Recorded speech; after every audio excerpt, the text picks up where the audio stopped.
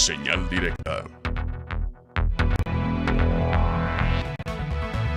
Muchas gracias por continuar con nosotros. Vamos a la línea telefónica.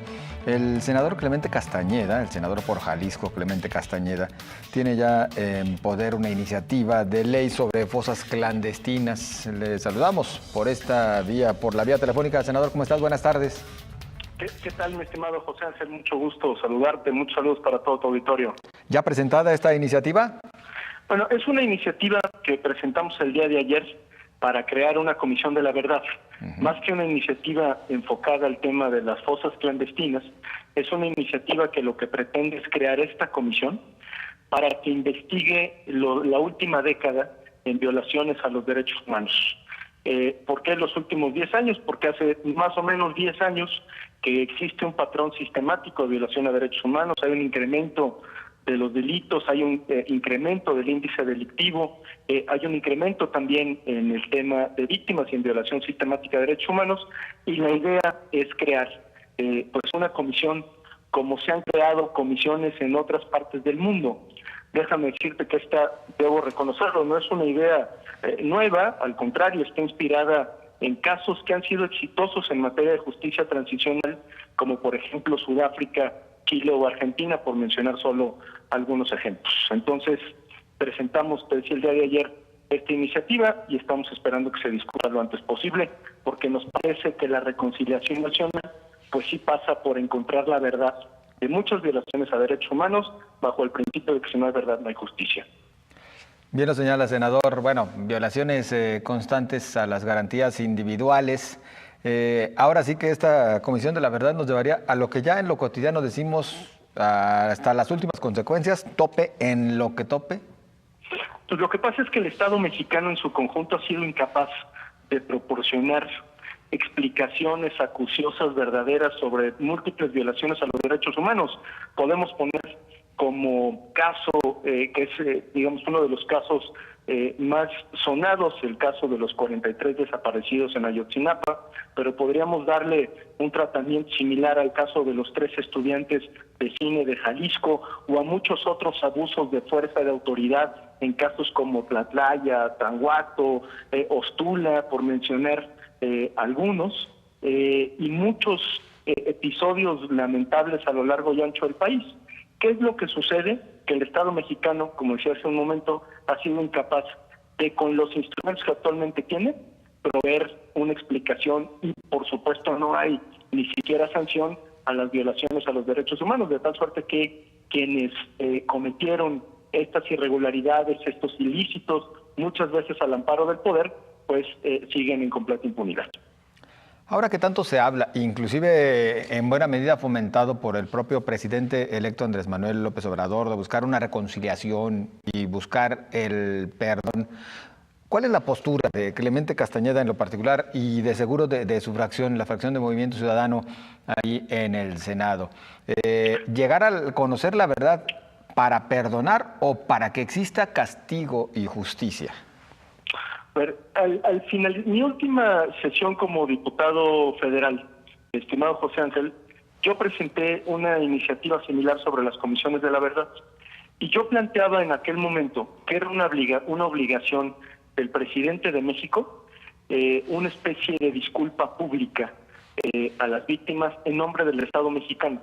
A mí me dio mucho gusto escuchar a López Obrador hace apenas un par de días, cuando planteaba que una vez que asuma el cargo, a nombre del Estado mexicano, emitirá una especie de disculpa a las víctimas que han sido producto de esta violación sistemática de derechos humanos. Eso me parece que es un buen mensaje, porque parte, digamos, de resarcir el daño, sí pasa por ofrecer una disculpa pública. No solamente eso, por supuesto, es algo mucho más complejo, pero parte de este mecanismo de reparación del daño sí tiene que ver con la disculpa pública, y esta tiene que venir por la dimensión del problema del propio titular del Estado mexicano. Pero ahí no pueden parar las cosas. Lo que necesitamos es buscar la verdad. Imagínate nada más lo que estamos discutiendo. Es el derecho a la verdad, a saber exactamente qué pasó, de quién es la responsabilidad, quiénes son los presuntos responsables para poder llevarlos ante las respectivas autoridades. Ese es el derecho que nosotros estamos defendiendo en esta iniciativa. Si no conocemos la verdad, por supuesto que no va a haber justicia. Pues ¿cómo hacemos justicia si no sabemos exactamente dónde está el problema? Pero vayamos incluso más allá. Si no conocemos la verdad, no vamos a poder replantear bajo ninguna circunstancia la estrategia de seguridad nacional. Pues si no sabemos dónde están los desajustes, si no sabemos cuál es la parte del engranaje que no funciona, si no sabemos dónde están las responsabilidades institucionales de todos los que intervienen en el tema de la seguridad pública, pues va a ser muy difícil que logremos corregir la estrategia. Nos mencionabas, senador, y efectivamente, bueno, ya ha habido otros casos en los que fueron conformadas comisiones de la verdad. Yo me iría a uno de los tantos, al de Perú, donde le llamaron Comisión de la Verdad y Reconciliación, esta comisión peruana encargada de elaborar un informe sobre el terrorismo vivido en Perú entre los años 1980 y 2000. ¿A qué quiero llegar? Bueno, después de que fue presentado el informe de esta comisión en específico, pues no estuvo ausente de críticas, inclusive la sociedad pues no le otorgó unánime aceptación. Es decir, de repente como que esta reconciliación, no sé si sea el ADN de los latinoamericanos o con qué tenga que ver, pues al final se siguen conservando las dudas y no se logra el principal cometido, el de la justicia y el de la reconciliación. ¿Hay alguna manera de garantizar éxito en estas comisiones? Pues no hay recetas mágicas en esto, José Ángel. Lo que sí creo es que debe de ser, en todo caso, una comisión de la verdad que tenga autonomía, que tenga independencia, que tenga condiciones técnicas para hacer su trabajo, que tenga acompañamiento internacional, por supuesto, y donde su cabeza y su orientación sea un mandato de organizaciones expertas en derechos humanos, pero donde estén involucradas también las víctimas y con capacidad técnica para poder sacar adelante las investigaciones. Aquí hay una diferencia, debo decirlo, con lo que ha asomado hasta este momento el próximo gobierno, que es que estas comisiones de la verdad o estos grupos de trabajo para atender violaciones a derechos humanos podrían depender de las propias fiscalías o de la Fiscalía General de la República. Nosotros creemos, de entrada, que tendría que ser, para que pudiera ser efectivo, para no caer en los problemas como el caso peruano que tú mencionas, tendría que ser una comisión independiente. Por supuesto, con todos los instrumentos del Estado mexicano, pero sí que tendría que salir de un proceso de deliberación del Poder Legislativo para darle condiciones legales y fortaleza institucional, no que sea un apéndice del Poder Ejecutivo, toda vez que muchas violaciones a los derechos humanos, pues en los últimos 10 años, y seguramente en lo que venga, tienen su origen justamente en la actitud arbitraria de los propios funcionarios de gobierno. Es decir, necesitamos una comisión que sea capaz de investigar al propio gobierno. Y llegar inclusive a la reparación del daño.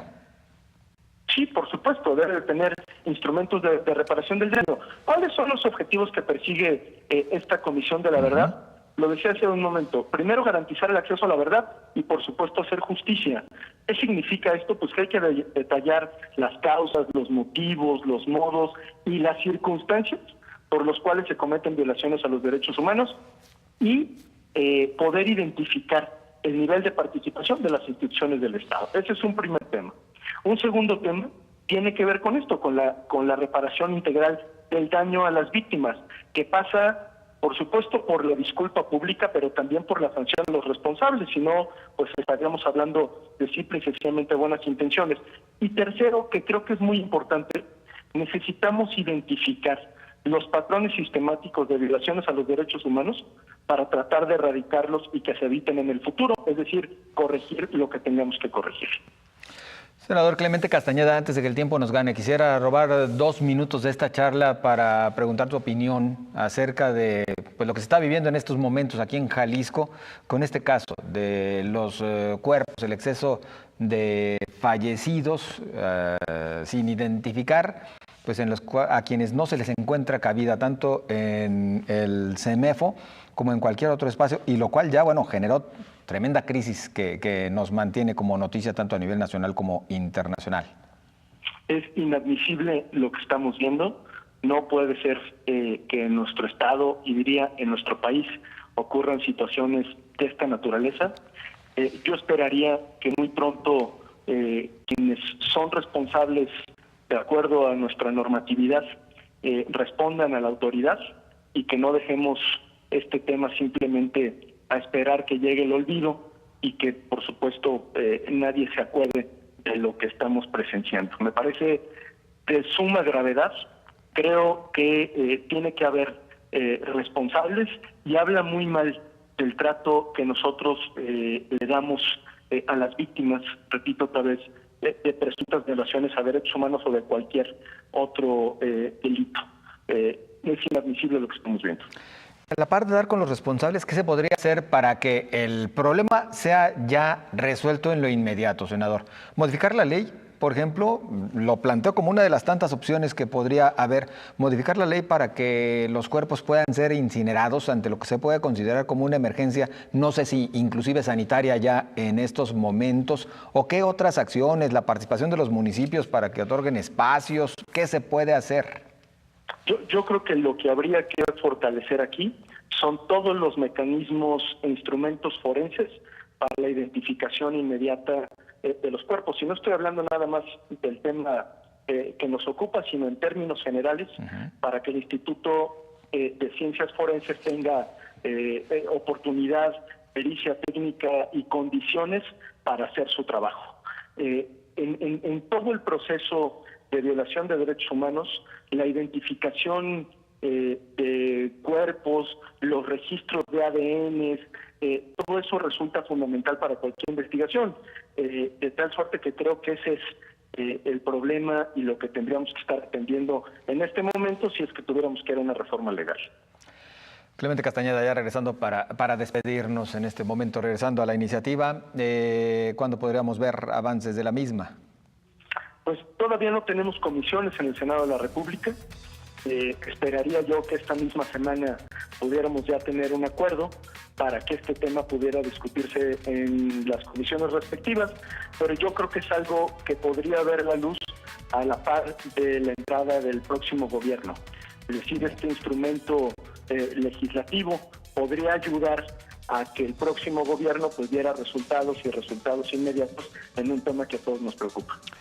Como siempre, agradecidos, muy amable. Muchísimas gracias, José Ángel. Muchos saludos al auditorio. Salud.